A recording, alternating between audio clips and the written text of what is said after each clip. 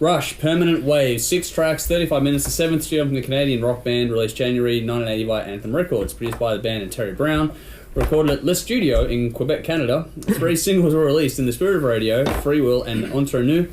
This album was the band's most successful at the time of its release, peaking number 4 in the US, number 3 in the UK and Canada, as well as going gold in the UK and platinum in both the US and Canada. Obviously, C's wanted your bottle. Yeah. This album marked a bit of a shift for the band with more radio-friendly material as opposed to the lengthy stuff they did before. Dave! Not this fucking band again. Merry Christmas! I really struggled to get through all the albums we had to do when we did the tribute, so I was not looking forward to listening to this again, but I did. And my opinion hasn't changed. What? Great musicians and great songwriting, and a great influence on Dream Theater, thank you. But the vocals fucking kill me, and it's just so fucking annoying I cannot listen to it, which is a shame because they are great musicians and they do have great songs. If Michael Sweet from Striper was singing for them, that would be cool because I like his voice, I don't like his lyrics, so together you'd have one great band. I did notice something though listening to this. The song Entre Nous. Yeah. The song Entre Nous. Entre Nous. Yeah, it's a sped up version of Alice Cooper's Desperado. It's almost exactly the same. Overall, 5 out of 10. Standout was Spirit of the Radio. Listen to both songs. No, give it a go. Listen to them. Oh, give it a go. Fuck. Apparently you got to do it now. I'll stop now. I'm going to do it now. Yeah, we'll be back after this commercial. What's to go next? Go on. Yeah, all right. So the only introduction I'd really had to Brush was, being told to listen to Neil Peart over and over again as a drummer. It's interesting listening to this back from 2018 with all the crazy shit we've seen in prog music. It does sound very tame and very measured. And with all the listening to prog nowadays is, the 9-string guitars and bullshit chords and ridiculous time signatures and whatnot. So this does actually sound surprisingly radio-friendly given to everything that I'd heard from the band previously. Having said that, it does sound a little tame going back to it, and I'm not sure I'd continuously listen to it, but yeah, it does. It is 70s prog in the stereotype. It's got everything that you would have heard before from a Rush album, and that kind of overall vibe. I give it a 7 out of 10. I thought it was pretty good, but yeah, nothing special. Alrighty. Well, the one thing never up for question with Rush is the amount of talent. All three of them are outstanding musicians. Always polarising is Geddy's voice, and I get that. I like Rush, but on some albums it get very grating. I would never want to listen to Rush all day. Having said that, this is a great album. I think probably one of their best, if not their best. The synth use on this I think is really tasty. I think 80s they went too synth heavy and they really started to lose me.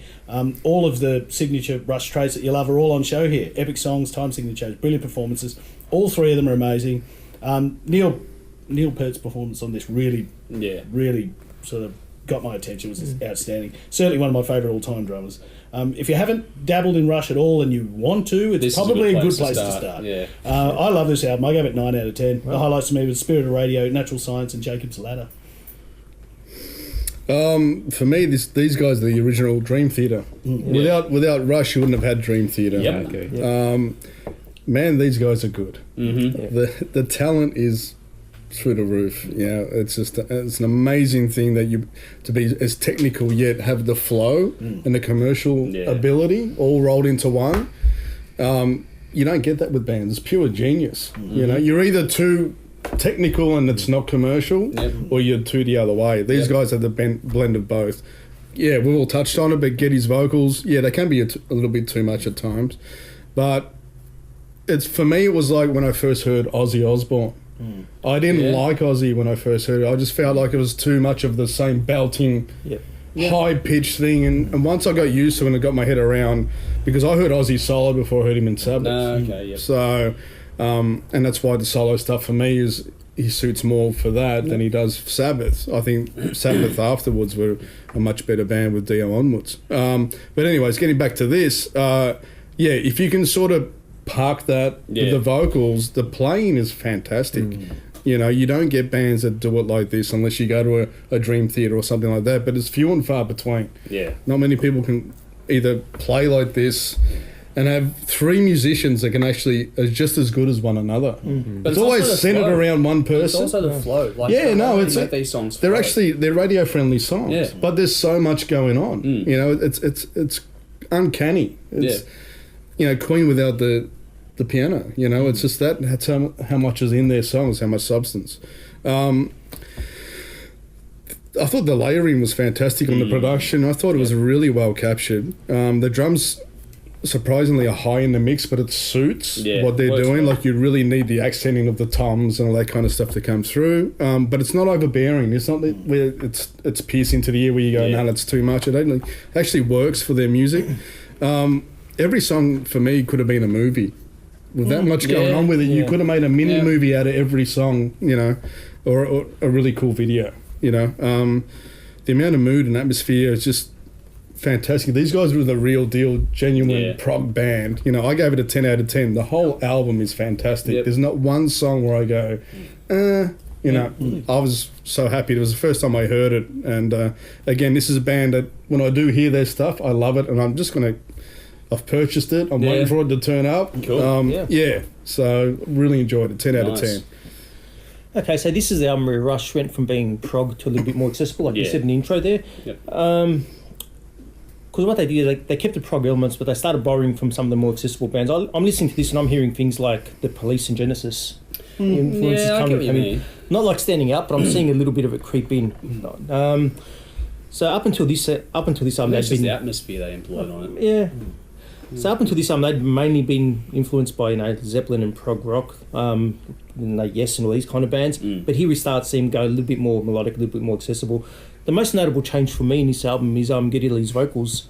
So what he's doing here, he's singing in a more nasally tone, almost like a bit of a lower register, and that was because from what I'm reading, it was outside influences that said to him, hey, you know, to actually sell to expand your market, whatever, tone it down a bit, bring it down a register.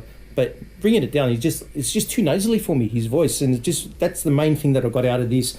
I don't know why people told him to stop the high pitch thing, because I mean, people like him, King Diamond, all these people, they're the people that got me into scream vocals in the first place. I don't know why he changed that around, but anyway.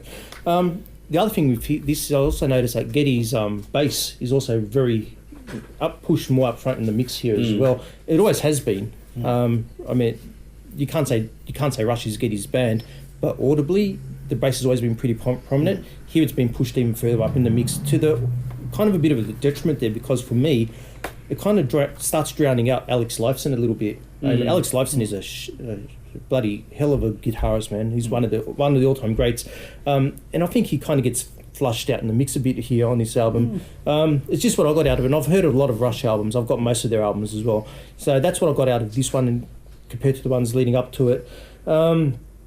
Alex Lifeson does a pretty good job on this album, especially in terms of his soloing. He also shines on that intro to Spirit of Radio, which everyone knows. And I have to mention his solos because that's all I really can mention about it right now, because I really struggle to hear a lot of his rhythm tracks behind this. They're there, and if I listen to it like really close enough, I can pick it all out, whatever. But, you know, I've got to get through Geddy's bass, and also Geddy starts using synthesizers and stuff at this time as well, so it's another layer that you really got to get through. Neil Peart's drums, awesome as usual. You know, he's probably man of the match for me on this as well. Neil also writes most of the lyrics for this band as well. Yeah. So what we're seeing here, a lot of his sci-fi stuff's been thrown out the window, and he starts focusing more on, you know, real life modern stuff as well. So that was a bit of a change there as well. The chorus to Free Will is probably one of the catchiest that I've heard, but the topic's rather surprising, you know, given it's supporting atheism, but, you know, it was still a hit in Canada, so didn't get that. They're more progressive than most of the Western world. Yeah. One of the major things I noticed about this album, besides Geddy's bass and his vocals and everything, was that in order to be more accessible, Rush really started trimming down the size of their songs a little bit. Yeah. There's still, some of them are still pretty long, but for the bulk part of it, some of them really got trimmed down. And I've spoken to a lot of friends over the journey, and I've read reviews, and a lot of people saying that's what they actually liked about the album. I'm kind of the opposite. I actually prefer the two epic tracks on this album. The two epic tracks, Jacob's Ladder, that's the first one. That's cool. Got a stretch from about 1.5 minutes to about 5 minutes in. Just great pure instrumental work, and that's probably Rush at their best in terms of instrumentally, if you ask me. And Natural Science, I mean, that's a shift. That song shifts all over the place and never gets dull. Love that track as well. Overall, the album's a little hit and miss with me. The song, I know you still no duds on it, but Different Strings, I really don't like that song. I reckon for an album that only had 6 tracks on it, that could have been left off or put something else in.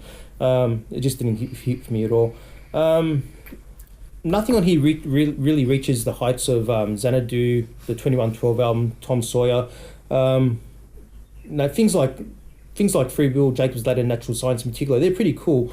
But I'm used to listening to a Rush album and picking, look, there's 2, 3, 4 songs that are excellent on here, rather than listening to a Rush album and saying, oh, okay, well, which song do I really like, which one really stands out for me, it was a little bit hit and miss for me. So look, if you're new to Rush, check out albums like Moving Pictures, 2112, Fly By Night before this one. Okay. It's not bad, but for me it's really not in the league as those ones there. I just think this is a good entry point. Really? Yeah. It's just, if you're not into it normally, this is the gateway for this band. Yeah, maybe. For me, it's Moving Pictures, but yeah, different. I don't know. We'll see. Standouts for me: Free Will, Jacob's Ladder, Natural Science, and I'm not going to say. I'm going to give it 7 out of 10. No, okay, you're changing. You're being nicer. No, that was a it's just a crap one.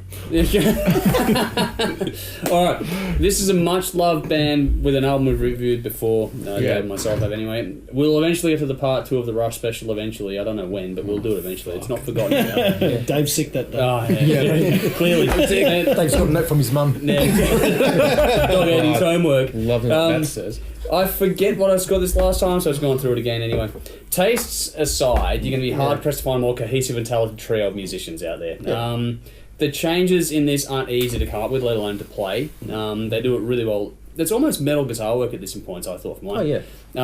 But other things like the reggae that finds its way into this is really interesting and takes you into it. I reckon you name it and they can play it. I just think they're that good. The writing is overall very firmly based in the rock, but it's dynamic, it's eclectic as well. This covers a wide array of sounds and styles with some fantastic timing changes, use of space within the composition as well. If you don't like prog, I think this is where it's actually still accessible to a lot of people out there. I think this is a really good gateway into the genre. I think it's well done with enough twists and turns to sort of get most prog people happy, but also not too much to put other people off. Yeah. I think vocally it was pretty good. I don't mind Geddy's voice. It never bothers me too much. I think the lyrics on this though are timeless. I think they really hold up today. There are some interesting themes explored with it, and some of the observations really stand true at the moment as well, which is really cool. I just think it's really well done. The production is fantastic, I thought. Warm and rich, it sparkles in just the right way. Certain tones, moments within the songs bring those things out nicely, the moments within the songs, and show how incredibly balanced the overall product is as a complete album. The depth is fantastic, as well as the use of Foley on this, or the sound effects and that sort of stuff was really well done. It's one of those albums where the production is treated like an instrument, and it complements the entire band. The further you go into this album, the more of those tricks are sort of employed to sort of space things out and breaks it up. But I think it all holds up really well today. This hasn't suffered from the same dating as a lot of other albums do from that time. It still sounds tight, fresh, clean, and for how busy it gets musically, it's remarkably clear. I think it's just about album craft for this band. If you're going to really get into albums and album craft, this is a band to really pay attention to. This one does it for me in that regard. If this type of music isn't for you, this probably won't be enough to really win you over, but it is a good gateway. But I just think the album craft is fantastic. It's great use of dynamics, all that sort of stuff. It just goes up and down. It's a riveting listen from start to finish, and it's not even a long one. As has been covered off, Geddy's vocals can be a block to some people, but I don't have a problem with that. I think it's fantastic, and I think it's another talent to this band. To have those three guys do what they did for as long as they did, it's impressive.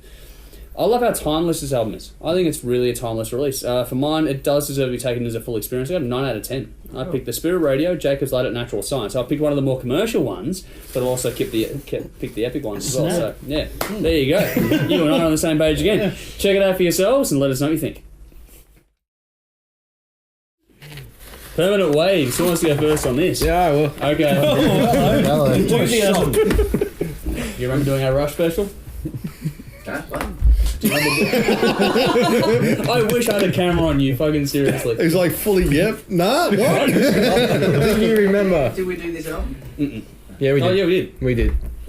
I was just going to copy paste, but I thought, now I have some more fun. Alright. Shall we? Shall we? We shall. Right.